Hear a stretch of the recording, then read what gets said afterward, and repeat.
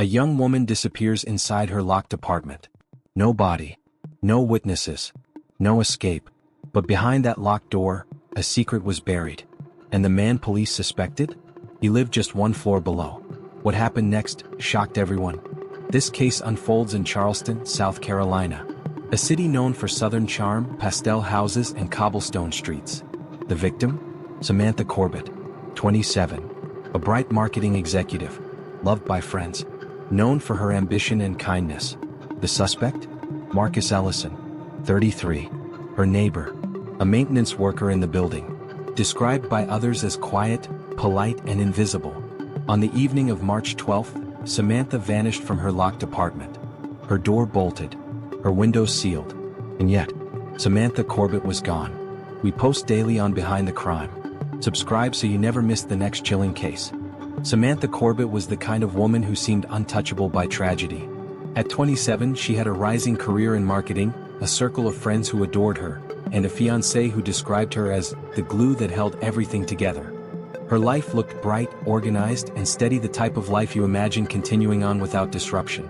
She was known for her routines. Every morning, she stopped at the same corner cafe for a vanilla latte before heading to the office. Every Friday, she hosted a movie night at her apartment, inviting friends to squeeze into her small living room with takeout containers and laughter. Samantha loved order, comfort, and familiarity. But in the weeks before she vanished, something about her life felt different. Something darker had begun to creep into her perfectly ordered world. She confided to her sister Hannah that she felt unsettled inside her own building. She would return home late from work and swear she heard footsteps echoing behind her in the stairwell. She once mentioned seeing her front door left ajar even though she was sure she had locked it before leaving. And she had begun to feel watched, like someone was quietly observing her from the shadows. One name kept surfacing in her conversations: Marcus Ellison. Marcus lived in the apartment directly below hers. He was 33, a maintenance worker for the building, and a man who rarely spoke to anyone beyond polite nods. To most neighbors he was forgettable, harmless. But to Samantha, his presence was unnerving. He had a way of appearing in places he didn't belong. Late at night, she would find him standing near her door, claiming he was just checking the wiring. Other times, she caught him in the laundry room when she knew he didn't have laundry. At first, she brushed it off as paranoia. But when Marcus started knocking on her door at odd hours, offering to fix things that weren't broken, she began to feel trapped. Still, Samantha never filed a complaint. She told friends she didn't want to make a scene or risk trouble in the building. On the evening of March 12th, Samantha left her office around 8:30 p.m. Surveillance footage captured her smiling at a coworker as she walked toward the parking lot. She looked calm, unaware. The footage showed her pulling into her building just after 9 p.m. She waved to the security guard, carried her laptop bag upstairs, and disappeared into the hallway leading to her apartment. That was the last time anyone saw her alive. The next morning, Samantha missed an important presentation at work. Calls to her phone went unanswered. Her fiancé, alarmed, drove to her apartment and found the door locked tight. Her car was still in the lot, her lights off, no movement inside. When police forced entry, they found her belongings untouched. Her purse sat on a chair. Her laptop rested on the desk, screen still glowing. A cup of tea sat half-finished by the window. Everything in its place except Samantha herself. She had vanished. And in that eerie stillness, investigators realized something unimaginable had happened. The moment police stepped into Samantha Corbett's apartment, something felt off. The air was still, heavy, as if time had been interrupted. There were no signs of a struggle, no broken glass, no overturned furniture. Everything looked eerily ordinary. Her shoes were neatly by the door. Her purse was in plain sight. Her keys sat on the kitchen counter. But Samantha was gone. The first detail investigators noticed was her phone. It lay on the floor near her bed, its screen cracked as though it had slipped suddenly from her hand. Detectives would later suggest it had been ripped away mid-call. Whatever happened inside that apartment had been quick, silent, cold-blooded. Neighbors were questioned immediately. Most claimed they had heard nothing unusual that night. But one couple living across the hall remembered faint thuds around 10 p.m., muffled, heavy sounds, like furniture shifting. No one thought much of it at the time. Then came the most disturbing fact. The front door was still locked from the inside. The windows were bolted shut. There was no sign of forced entry. Whoever had entered Samantha's apartment either had a key, or she had willingly let them in. Suspicion quickly turned to the one man who had keys to every door in the building, Marcus Ellison. Marcus was calm when police knocked on his door. Too calm. He told them he hadn't seen Samantha in days. He claimed he'd been out with a friend that evening, nowhere near the building. His words were steady, polite. But investigators felt something beneath the surface, a man rehearsing his innocence. Forensics combed through the building, searching for anything that might break the silence of the apartment. In the basement, they discovered a hidden access point, a small, rusted utility door leading into a crawlspace beneath the floors. Inside, wedged against pipes, they found strands of hair. Blonde strands. Later, DNA confirmed it. The hair belonged to Samantha. The crawlspace was freshly painted in places, uneven patches of white covering the old gray concrete. Detectives scraped beneath the paint and revealed faint, dried traces of blood. The lab confirmed their worst fears: it was Samantha's. The discovery sent shockwaves through the building. Samantha hadn't vanished into thin air. Something violent had happened that night, right there in the home she thought was safe. The community rallied to search for her. Flyers with her photo plastered lampposts and shop windows. Candlelight vigils were held downtown. Volunteers combed nearby woods and riverbanks, calling her name into the darkness. Her family begged on local news for answers. And still, no body was found. Police continued to pressure Marcus. His alibi collapsed when phone records placed him inside the building that night, contradicting his story of being out with friends. Every detail drew a darker picture. Yet Marcus never cracked. "I didn't hurt her," he repeated, expression flat. But the silence of Samantha's locked apartment, and the blood in the crawlspace, whispered a different truth. And investigators knew, this was no disappearance. This was murder. The disappearance of Samantha Corbett quickly shifted from a missing person search to a full-scale homicide investigation. Detectives worked around the clock, piecing together fragments of her final hours. But every answer seemed to open new questions. At first, suspicion naturally fell on the person closest to her, her fiancé, Ryan. Police interrogated him for hours. They searched his car, combed through his phone records, even traced his movements minute by minute. His grief looked genuine, but investigators couldn't afford to trust appearances. For a while, Ryan lived under the crushing shadow of suspicion. But then, his alibi checked out. Surveillance footage showed him at a bar across town with co-workers until after midnight. Phone pings matched. He was ruled out. Attention returned to the one person who had both access and motive, Marcus Ellison. Detectives dug into his past. What they uncovered painted a disturbing portrait. A woman in Georgia had once filed a restraining order against him. She claimed Marcus had followed her home, appeared outside her window, and left strange notes at her door. The case never went to trial, but the similarities were impossible to ignore. Still, without a body, prosecutors hesitated. How do you prove murder when the victim could still be alive? The defense could argue Samantha left voluntarily, ran away, or staged her own disappearance. Detectives needed something undeniable. For weeks, investigators followed leads that went nowhere. One tip suggested Samantha had been seen boarding a bus to Florida. Another claimed she'd been spotted in a motel in North Carolina. Both turned out to be false. But then, a forensic breakthrough reignited the case. Trace fibers found in the crawlspace beneath the building matched the carpet in Marcus's apartment. It was small, almost invisible, but damning. Investigators obtained a warrant. Inside Marcus's unit, they found more unsettling evidence. A notebook filled with Samantha's daily routines. Time she left for work. What days she went grocery shopping.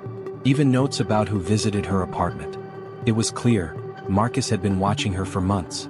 When confronted, Marcus stayed calm. Too calm. He told detectives, "I keep notes for maintenance schedules. That's all." But his explanation didn't hold. The entries were personal, far too personal. Still, the missing body kept the case fragile. A jury might hesitate to convict without one. Detectives knew they needed more. 6 months dragged by. The case grew cold. Public pressure mounted. The community wanted answers. Samantha's family demanded justice. And then, a fisherman walking along the banks of the Ashley River made a horrifying discovery. A shallow grave. Bones barely concealed beneath the dirt. Forensic teams rushed to the scene. Dental records confirmed the remains. It was Samantha Corbett. She had been strangled. Her body discarded miles from home. That discovery changed everything. Now, detectives weren't just investigating a disappearance. They were building a murder case. And all evidence pointed to Marcus Ellison.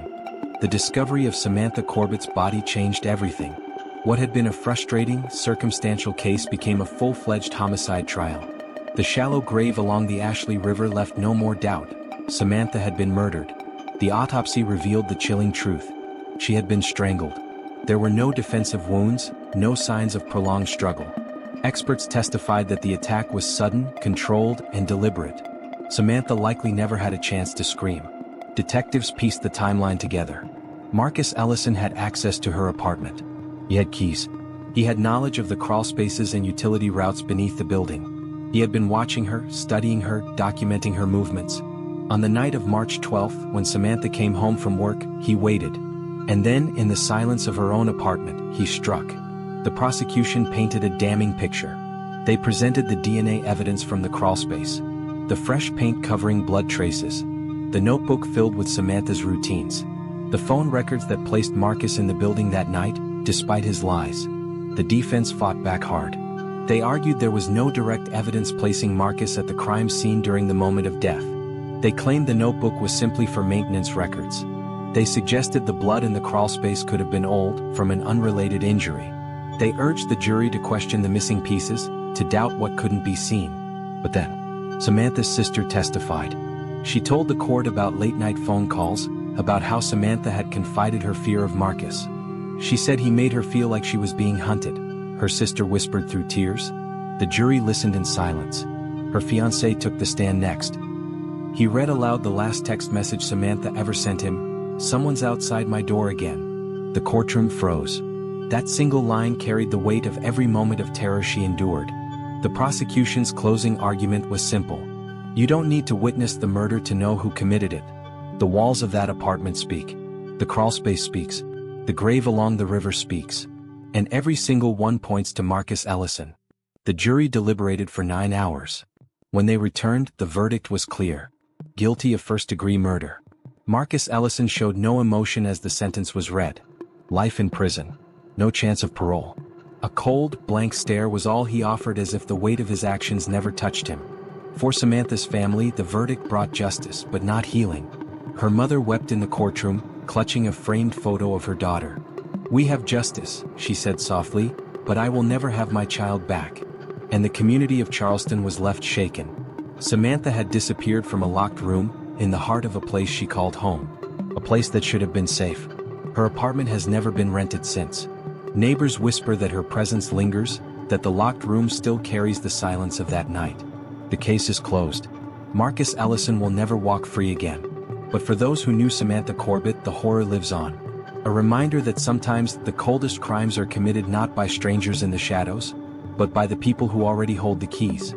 Marcus Ellison's actions fit a disturbing psychological pattern seen in predators who operate in plain sight. On the surface, he appeared harmless, a quiet maintenance worker, polite to neighbors, the kind of man most people overlooked. But beneath that exterior lay a need for control and possession. Experts in criminal psychology point out that Marcus displayed predatory stalking behavior long before Samantha's murder. The notebook found in his apartment filled with details about her schedule, habits, and even who visited her wasn't maintenance documentation. It was surveillance, an obsessive catalog of a life he was determined to dominate. The fact that Samantha confided her fear to friends and family shows she sensed his fixation. Stalkers often blur the line between fantasy and reality, convincing themselves they have a claim to their victim. When that fantasy collides with rejection, the outcome can become violent. The locked room aspect of the crime revealed Ellison's compulsion for control. He wanted an environment where every variable was in his hands. The locked door, the sealed windows, the silence. It was not an impulsive act, it was calculated. By staging the scene to look untouched, he believed he could erase her existence while avoiding suspicion. Forensic psychologists who studied the case highlighted his flat emotional responses. Even under interrogation, Marcus showed no remorse, no panic, no grief. This emotional detachment is a classic trait of antisocial personality disorder, a lack of empathy paired with manipulative tendencies. Why Samantha? Experts suggest it was a combination of opportunity and fixation. She lived above him. She was independent, successful, and visible. For a man like Marcus, that independence may have been perceived as a challenge to his control. His motive was possession. If he couldn't dominate her life, he would end it. In the end, Marcus Ellison fits the profile of a cold-blooded, opportunistic killer. invisible to the outside world, meticulous in his methods, and detached from the humanity of his victim. He wasn't driven by rage alone, but by a twisted need to make sure Samantha could never escape him. Samantha Corbett's story is more than a locked-room mystery. It's a reminder that evil doesn't always wear a mask. Sometimes it looks like the neighbor you pass in the hallway, the one who smiles, nods, and quietly watches. Her life was stolen by a man who lived beneath her feet. A man who planned, who stalked, who believed he could erase her without consequence. But Samantha's voice still echoes through the evidence, through the texts she sent, through the fears she confided in her family. And though Marcus Ellison will spend the rest of his life behind bars, the wound of what he did never fully closes. For her family, for her fiancé, for a community that trusted its walls to keep them safe, the horror remains. Why do some obsessions turn deadly? And how many predators like Marcus are hiding in plain sight, unnoticed? Tell us your thoughts in the comments. Don't forget to subscribe and turn on notifications so you never miss the next case.